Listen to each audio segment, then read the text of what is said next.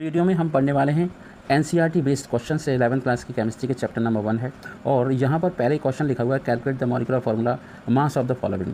अब इन कैलकुलेशन को करने से पहले सबसे पहले मैं आपको कंपाउंड्स के नाम बताऊंगा। यहाँ पे 30 क्वेश्चन दे रखे हैं, 30 कंपाउंड्स 30 मॉलिक्यूल्स दे रखे हैं। जैसे मीथेन हो गया, कार्बन डाइऑक्साइड हो गया, शुगर हो गई, हाइड्रोक्लोरिक एसिड होगा, सल्फ्यूरिक एसिड होगा, फॉस्फोरिक एसिड होगा, कैल्शियम हाइड्रोक्साइड, स्लैक्ट लाइम होगा, सोडियम सल्फेट होगा, मैग्नीशियम ऑक्साइड होगा, पोटाशियम एसिटिक एसिड हो गया, कॉपर सल्फेट हो गया, आयरन ऑक्साइड हो गया, एसीटोन और हाइड्रोजन परऑक्साइड। ये आपका NO2CO3 NaCl CH3 CHO मतलब एसिटल्डिहाइड बेंजीन है, इथाइल एल्कोहल है, ये मोर सॉल्ट है, ये पोटेशियम हाइड्रोक्साइड है, मैग्नीशियम सल्फेट है, ये ब्लीचिंग पाउडर है, ये कैल्शियम ऑक्साइड है, नाइट्रिक एसिड है, सोडियम हाइड्रोक्साइड है, कैल्शियम कार्बोनेट और ये आपका ग्लूकोज और वाटर है।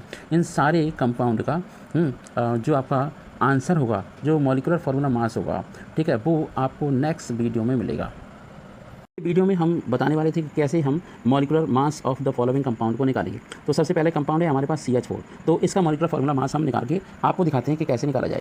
जैसे हमारे पास है CH4, क्या है, हम CH4 का मास निकालते हैं। तो हमें मालूम है कि कार्बन का मास कितना है 12 प्लस हाइड्रोजन का मास कितना होता है 1, लेकिन उसमें 4 एटम हैं। तो हम सीधी हम इसी लाइन पे ऐसे कर सकते हैं। तो ये हो गया 12 + 4 = 16। तो CH4 का मास हो गया आपका 16। फिर नेक्स्ट कंपाउंड है आपका H2O में हम लिखते हैं जैसे H2O, ठीक है, H2O लिखा तो हाइड्रोजन का मास 1 होता है, 2 एटम है, प्लस ऑक्सीजन का मास 16 होता है। ऐड करेंगे 2 + 16 तो हो जाएगा 18। इसी तरीके से हम करेंगे CO2 का मास। तो हमारे पास है थर्ड CO2, ठीक है, तो कार्बन का मास है 12, ऑक्सीजन का मास है 16, 2 एटम है, तो 12 + 32 = हो जाएगा 44। इसी तरीके से आगे हम निकालते चले जाएंगे। अभी हम मोलर मास निकालने की एक्टिविटी कर रहे हैं। CH4, CO2 और H2O का मोलर मास निकाल लिया है। अब हम क्वेश्चन नंबर, ये आपका पॉइंट नंबर 4 है, उसमें ग्लूकोज दे रखा है आपका, उस ग्लूकोज का मोलर मास हम निकालेंगे। तो ग्लूकोज का मोलर मास हम कैसे निकालेंगे, तो पहले हम फॉर्मूला लेंगे C6H12O6, ये फॉर्मूला हमने लिख लिया। इसके बाद हम कार्बन का मास लिखेंगे। तो कार्बन का मास हम जानते हैं कितना है, 12 होता है, ठीक है, इंटू 6 कार्बन एटम है। फिर हाइड्रोजन का मास 1 होता है, 12 एटम है।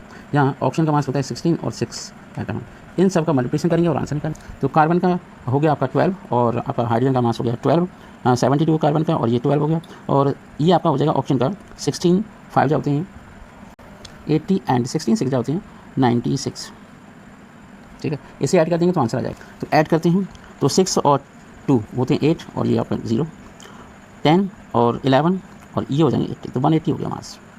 करते हैं हमें शुगर का मॉलिक्यूलर फार्मूला मास निकालना है, मोलर मास निकालना है। तो पहले तो हम लिखेंगे शुगर का फार्मूला H22O11।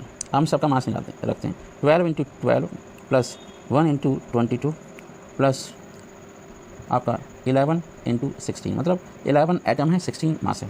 तो हम इनका मल्टीप्लिकेशन करते हैं तो 12 144 हो जाएगा, ये आपका 22 ही रहने वाला है, प्लस इसका मल्टीप्लिकेशन करेंगे तो 1 हो जाएगा 176, सबका एडिशन करेंगे तो हो जाएगा 342।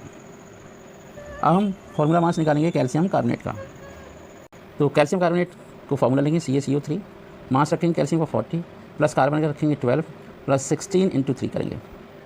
अब हम सबका कैलकुलेशन करके लिखेंगे 40 + 12 + 48, ठीक है, तो ये हो जाएगा 100। अब हमें निकालना है HCl का। तो ये 7th नंबर का HCl है। HCl का मास आया 36.5।